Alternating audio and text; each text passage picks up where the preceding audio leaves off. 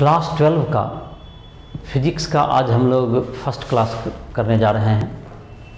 ये जो हम लोग वीडियो लेक्चर बना रहे हैं इसके आधार पर तुम लोग एनसीईआरटी जो तुम्हारा टेक्स्ट बुक है उसका क्लास 12 का वो भी तुम बना सकते हो। उसके में भी जो क्वेश्चंस दिए हुए होंगे वो भी सॉल्व हो जाएंगे न्यूमेरिकल, और एसए वर्मा के जो बुक हैं उसके द्वारा में भी तुम बना सकते हो। जितने भी क्वेश्चंस वगैरह बनाने के होंगे उसके भी कंसेप्ट इसमें पढ़ा दिए जाएंगे। तो दोनों के प्रिपरेशन के लिए ये यूज़फुल होगा तुम्हारा लेक्चर, जो बोर्ड एग्ज़ाम के लिए है, जो कि एनसीईआरटी बुक तो सबों का आधार है ही, जिसके आधार पर तुम्हारा बोर्ड के एग्ज़ाम हो, जेई हो, एडवांस हो, नीट हो, या जितने भी कम्पिटिटिव एग्ज़ाम हैं जो इंजीनियरिंग मेडिकल के लिए वो सारे एग्ज़ाम आपके इम्पॉर्टेंट हैं, जो कि इस साल क्लास 12 में आपको क्लास 12 के एग्ज़ाम में देने पड़ेंगे जस्ट बाद बोर्ड के बाद इंजीनियरिंग मेडिकल कॉलेज में एडमिशन के लिए। तो उस सब एग्ज़ाम आप के पर तैयारी के लिए भी ये लेक्चर काफ़ी इम्पोर्टेंट होगा। तो इस जहाँ तक क्लास 11 में जो स्टूडेंट की न्यूमेरिकल्स वगैरह ठीक से बनाए होंगे तो जाहिर है कि उसके लिए कोई नया एक्सपीरियंस नहीं होगा, तो वो आराम से बना सकते हैं। क्वेश्चंस वगैरह के सारे लेवल वही होंगे। तो इसमें जो कि क्लास 12 में जो कि हम लोग को फिजिक्स के जो चीज़ पढ़ने हैं उसके बारे में कुछ इंट्रोडक्शन दे देते हैं तुम्हें। क्लास 12 में हम लोग को पढ़ना होता है जो कि इलेक्ट्रोस्टैटिक्स कहते हैं। एक तो पढ़ना है इलेक्ट्रिसिटी के बारे में पढ़ते हैं, फिर इलेक्ट्रोस्टैटिक्स का मतलब है इलेक्ट्रॉन एट रेस्ट। जो हम लोग जो दो चैप्टर जो पढ़ेंगे पहले, जिसको हम लोग इलेक्ट्रोस्टैटिक कहते हैं। इलेक्ट्रोस्टैटिक नाम से ही पता चल रहा होगा, इलेक्ट्रॉन एट रेस्ट। ये क्या हो गया? इलेक्ट्रोस्टैटिक में चार्ज एट रेस्ट ऐसा कह सकते हैं आप, इलेक्ट्रॉन के बजाय चार्ज एट रेस्ट, इलेक्ट्रोस्टैटिक। इसके दो चैप्टर जो फर्स्ट और सेकेंड जो चैप्टर तुम्हारे हैं, फर्स्ट चैप्टर जो इलेक्ट्रिक चार्ज एंड फील्ड है, दूसरा इलेक्ट्रिक पोटेंशियल जिसमें पढ़ना है कैपेसिटेंस वगैरह, एक नया टर्म आएगा, तो वो सब इसमें कंडक्टर के बारे में वो अगले चैप्टर्स में हम लोग पढ़ेंगे। तो ये दोनों जो चैप्टर्स होंगे, ये फर्स्ट सेकेंड और सेकेंड चैप्टर किससे जुड़े हुए हैं? इलेक्ट्रोस्टैटिक से। उसके बाद करंट इलेक्ट्रिसिटी एक है, इसमें फर्स्ट सेकेंड चैप्टर आ जाएंगे। करंट इलेक्ट्रिसिटी हो जाएगा जो कि चार्ज जब फ्लो करने लगे, flow of charge, current electricity आ जाएगा। फिर करंट इलेक्ट्रिसिटी जिसको कहते हैं, करंट इलेक्ट्रिसिटी, इसमें फ्लो ऑफ चार्ज हो जाएगा। चार्ज जब फ्लो करने लगा तो क्या होगा? तुम्हारा एक चैप्टर दिया हुआ है जिसको हम लोग क्या कहेंगे? Current electricity. करंट हो गया, करंट इलेक्ट्रिसिटी हो गया तुम्हारा। तो ये तीसरा तुम्हारा जो बुक है एनसीईआरटी का, तो उसमें थर्ड चैप्टर में ये दिया हुआ है करंट इलेक्ट्रिसिटी के बारे में। और जब चार्ज को, जबकि तुम्हें क्या हो, चार्ज अगर कांस्टेंट वेलोसिटी से मूव कर रहा हो या आइसोलेटेड हो, इन सबों के आधार पर एक नया फील्ड भी क्रिएट होता है जिसको हम लोग मैग्नेटिक फील्ड कहते हैं, जो कि मैग्नेटिज्म है, मैग्नेटिक फील्ड है। तो ये सब इलेक्ट्रोमैग्नेटिज्म क्या ये पूरे पार्ट होते हैं।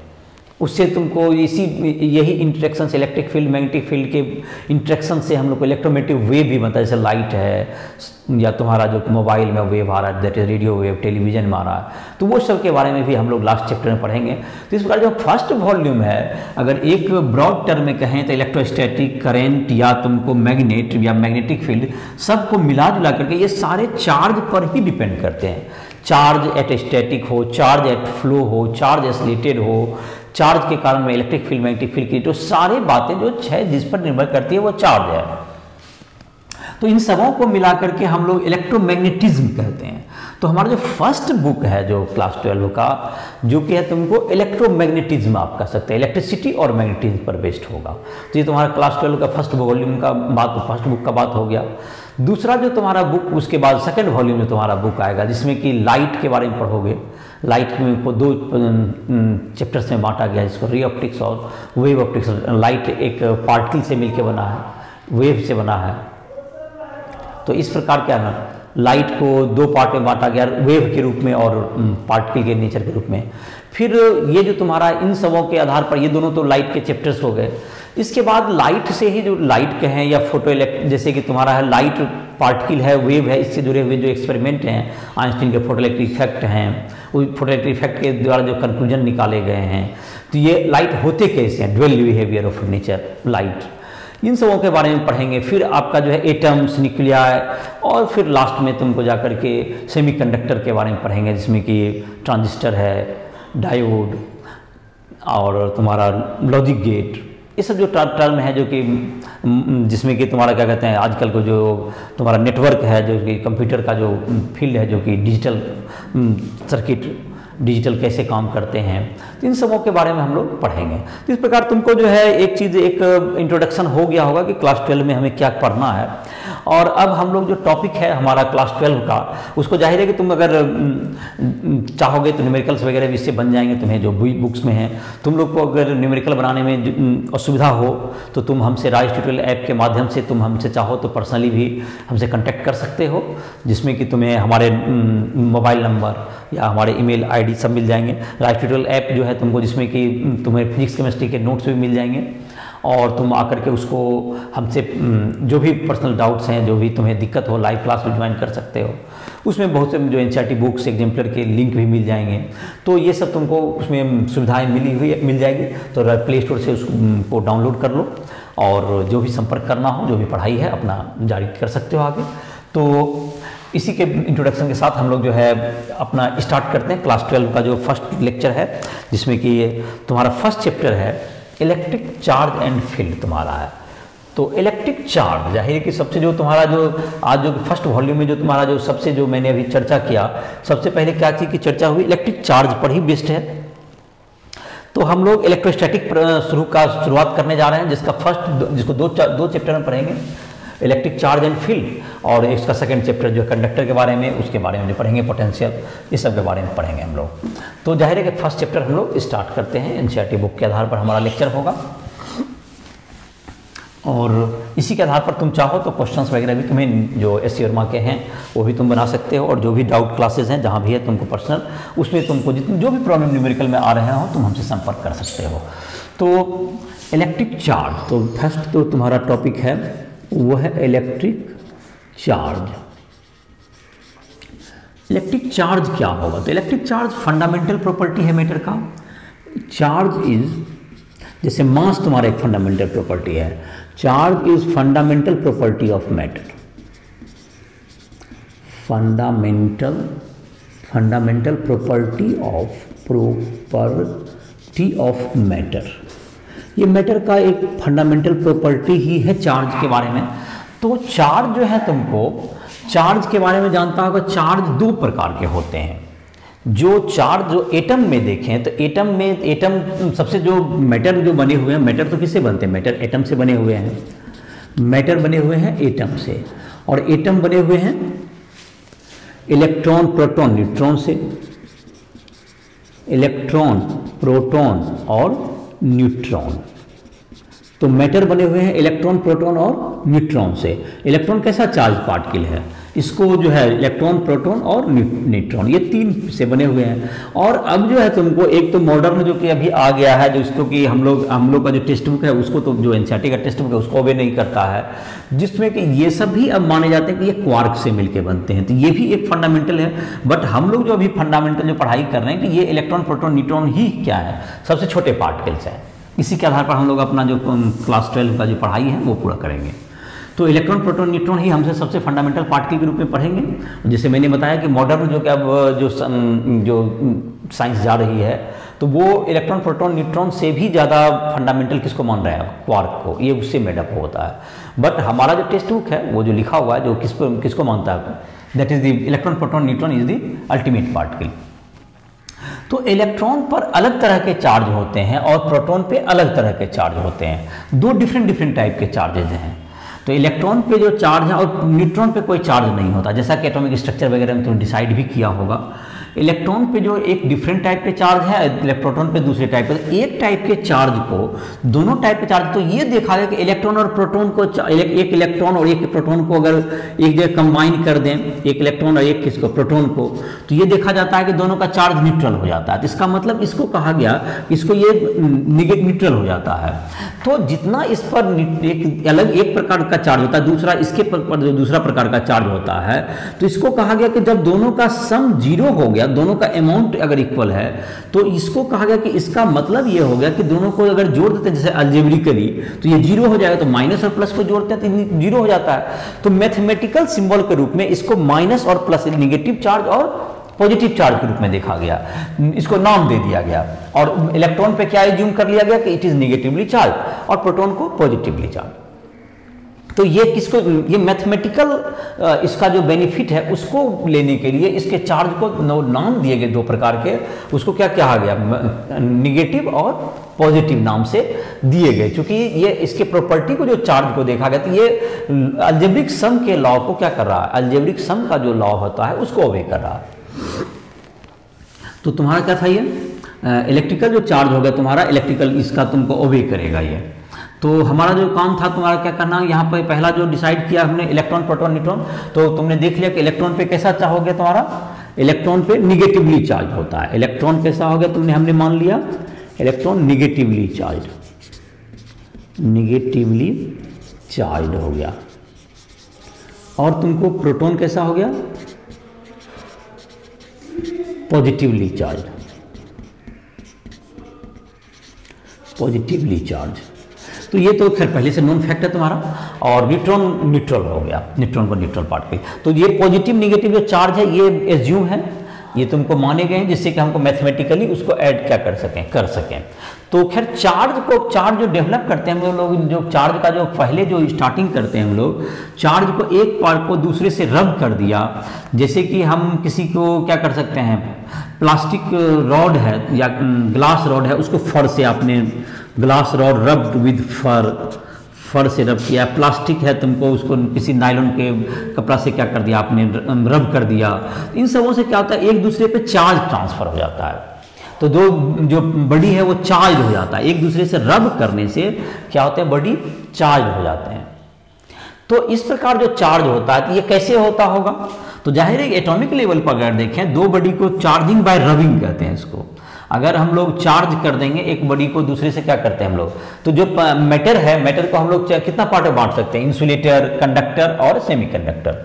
तो इंसुलेटर का मतलब हो गया तुमको, जो इंसुलेटर हो गया जो कि इलेक्ट्रिसिटी को कंडक्ट नहीं करता है, जो कंडक्ट करेगा दैट इज कंडक्टर, और जो दोनों के बीच में आता है जिसकी conductivity that is called semiconductor. तो ये तीन पार्ट में हम लोग बांटते हैं। और यहाँ पर जो हम लोग बात कर रहे हैं कि ये तुम्हारा जो इंसुलेटर है, कंडक्टर है या सेमीकंडक्टर है, ये तीन तरह के मटेरियल तो हुए ही।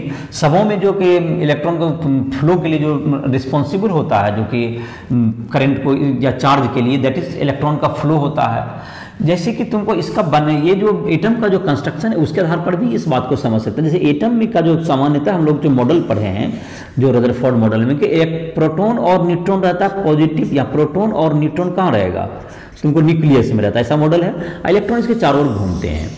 तो जाहिर है कि ये प्रोटॉन जो, अगर चार्ज की ट्रांसफर की बात करें तो प्रोटॉन को तो न्यूक्लियस से निकलना बहुत कठिन होगा, ये नहीं निकल पाएगा न्यूक्लियस से।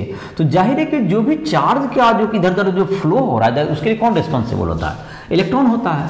चार्ज के फ्लो के लिए जो प्राइमरीली रिस्पॉन्सिबल जो है वो इलेक्ट्रॉन होता है। तो जब हम कहते हैं कि दो चीज को हमने रब किया, एक कंघी से हमने अपने बाल को रब किया, हमने हेयर को अपना रब किया, कोई कॉम्ब लिया और कॉम्ब से इसको रब कर दिया, मगर सूखा हुआ बाल है तो क्या होगा, सूखा हुआ बाल है तो वही क्या होगा, यहाँ पर जो है एक दूसरे पर क्या हो जाता है, एक कंघी पर एक चार्ज आ जाता है। तो जो चार्ज आ गया, चार्ज वो कैसे पता करते हैं, जो कि सामान्य एक्सपेरिमेंट जो क्लास 8 वगैरह में पढ़े होंगे कि एक कागज के टुकड़े को क्या कर लेता है, वो अट्रैक्ट करने लगता है, तो इससे कहते हैं हम लोग कि चार्ज आ गया। तो ये चार्ज आया, ये आया कैसे, तो ये चार्ज आया कैसे, इसको देखें। तो जब हमने कंघी को बाल पर रब किया, तो इस रबिंग के प्रोसेस में इलेक्ट्रॉन ट्रांसफर हुए एक बॉडी से दूसरे बॉडी में। रबिंग के प्रोसेस में चार्जिंग बाय रबिंग कहते हैं इसको।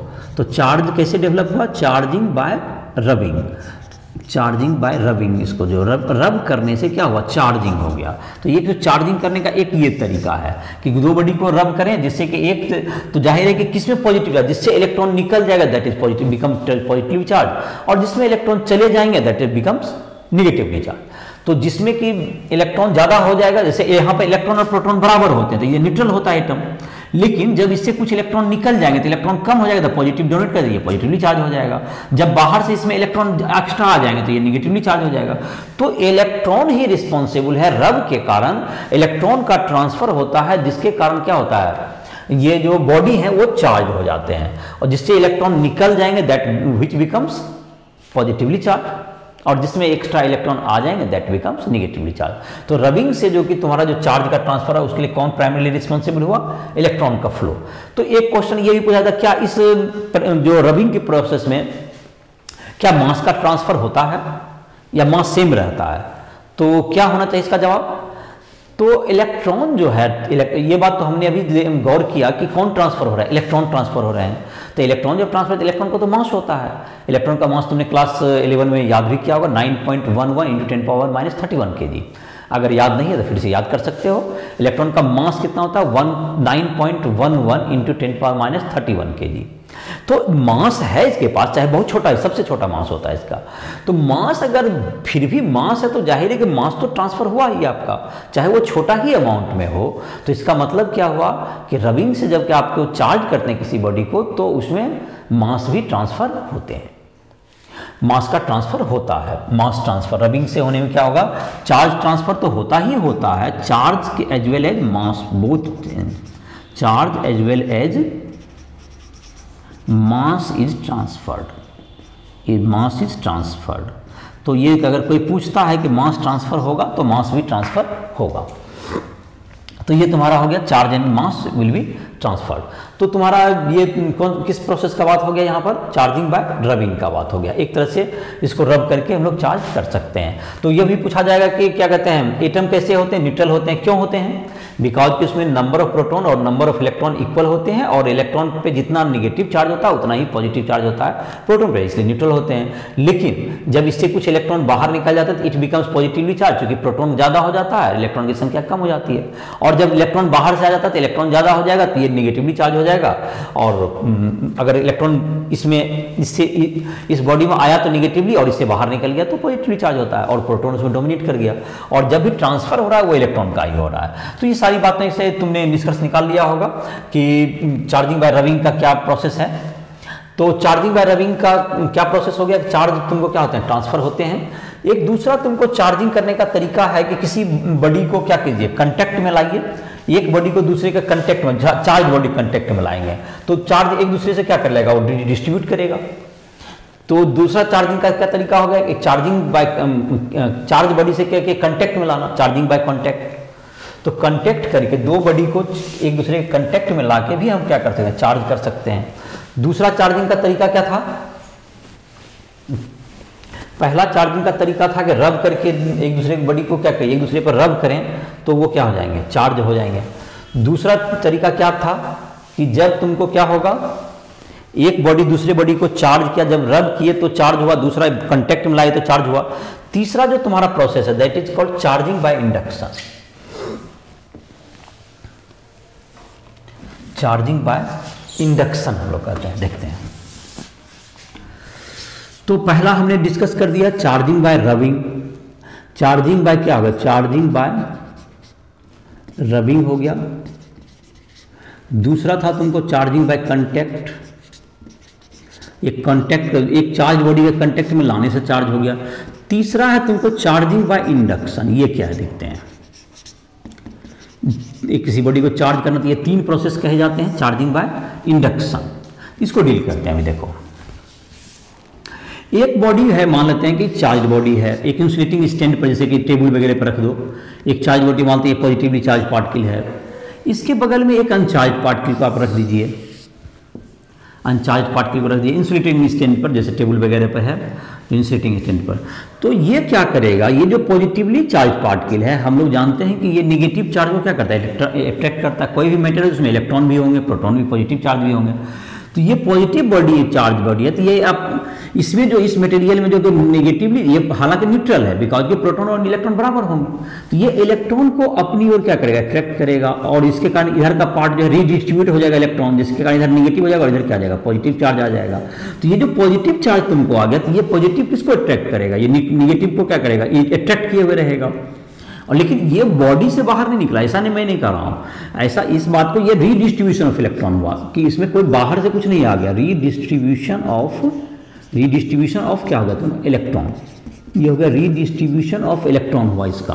तो रीडिस्ट्रीब्यूशन ऑफ इलेक्ट्रॉन के कारण क्या हो गया कि नेगेटिव चार्ज इसके पास आ गया, पॉजिटिव इससे दूर चला गया। तो ये जो तुम्हारा होगा, ये जो पॉजिटिव चार्ज है, अगर इसको हम वायर लगा करके कहाँ दे दें, अर्थ में दे दें, ये अर्थिंग हो गया, ये अर्थिंग हुआ। तो अर्थिंग अगर आप कर देते हैं तो ये जो तुम्हारा पॉजिटिव चार्ज है ये अर्थ में चला जाएगा, अर्थ में चला जाएगा, और ये निगेटिव चार्ज अर्थ में नहीं जाएगा बिकॉज ये पॉजिटिव इसको अट्रैक्ट किए हुए है, ये अट्रैक्टेड है, इसलिए ये नहीं जाएगा। ये क्या है? अट्रैक्टेड है। ये अट्रैक्टेड नहीं रहता तो ये भी वायर के थ्रू कहाँ चला जाएगा? अर्थ में चला जाएगा। तो पॉजिटिव चार्ज कहाँ चला गया? अर्थ में चला गया। तो अब बॉडी का क्या होगा? अब इसमें क्या बन गया? अब तो ये पॉजिटिव चार्ज इसके हटाने के बाद ये क्या बन गया? निगेटिवली चार्ज बॉडी हो गया। ये जो बॉडी हो गया इस पर क्या हो गया? सिर्फ निगेटिवली चार्ज सब जगह डिस्ट्रीब्यूट हो गया, तो इट बिकम्स निगेटिवली चार्ज। तो पॉजिटिव चार्ज ने किसको एक इंड्यूस कर दिया? किस पर? निगेटिव चार्ज को। तो ये जो बॉडी है ये पहले न्यूट्रल था बट अब कैसा बन गया? Negatively charge. अगर आपको पॉजिटिव बनाना है तो ये जो चार्ज बॉडी होना चाहिए पहले क्या होना चाहिए? आपका निगेटिवली चार्ज अगर है तो कैसा इंड्यूस कर देगा? उसको पॉजिटिव चार्ज इंड्यूस कर देगा। तो इस प्रोसेस को हम लोग क्या कहते हैं? Charging by induction. तो आई होप कि समझ में आ गया होगा। दो इंसुलेटिंग स्टैंड पर एक चार्ज बॉडी जो कि है और एक अनचार्ज बॉडी को रखे। चार्ज बॉडी ने उस पर क्या कर दिया? अपोजिट चार्ज इंड्यूस कर दिया, बिकॉज कि ये जो अट्रैक्ट किए हुए रहता है चार्ज को, ये निगेटिव यदि पॉजिटिव यहाँ आएगा तो भी अट्रैक्ट करेगा। तो दोनों स्थिति में चार्ज करेगा तो वो, और जो दूसरा अपोजिट वाला है वो अर्थ में चला जाएगा। और बाद में अर्थ से इसका कनेक्शन काट दीजिए, अर्थ से यहाँ पे कनेक्शन काटिए, आपका क्या हो गया? ये निगेटिवली चार्ज हो गया।